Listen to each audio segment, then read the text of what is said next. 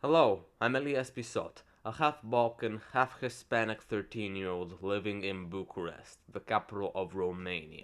And today I've found out the common consensus, or at least what should be the common consensus amongst intellectual people, that the only way to improve others, the only way to improve yourself, is by leading through example.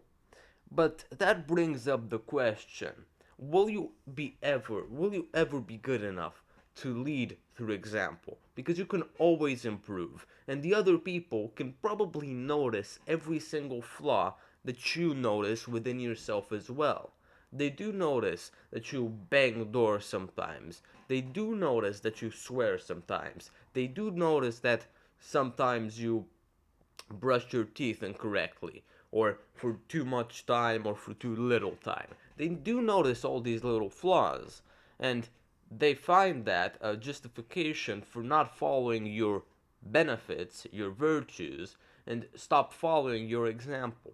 Because they justify not following your example, they justify staying in this little mm, zone of comfort, in the comfort zone, of not improving by saying that the person that is being an example for them, the person that is exemplifying what they need to do, is not good enough. That is the average opinion within the normal person. Following, no, leading through example is so hard because in order to actually convince people to follow your example, you firstly you need to be perfect, and that can never happen. So the only way to, you know, convince people to improve themselves by first improving yourself is by seeming perfect.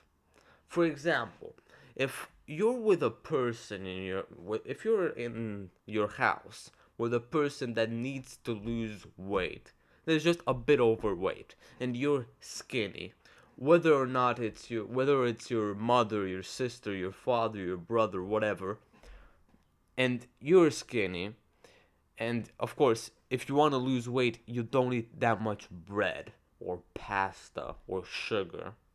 That's common sense.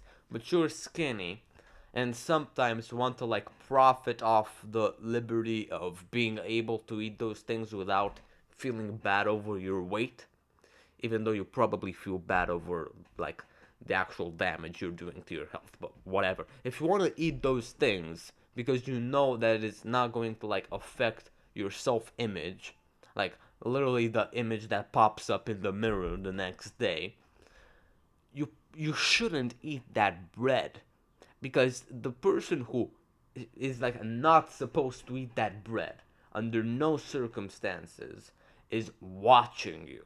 They are looking at your every action. We are like monkeys, right? We replicate what we see. If you eat bread or ice cream or pasta in front of a fat person, they will probably put on more weight after seeing you eat those things. That is basic human nature. We replicate pretty much everything that we see, which is why you want to do the best things at all times when you're like surrounded by other people. This is whether or not you're like a social worker or therapist, or you're just trying to help your family members by leading through example. You always need to be at the top of your game. You can't like let yourself slip. You can't slip off that fine line, that fine treadmill of improvement.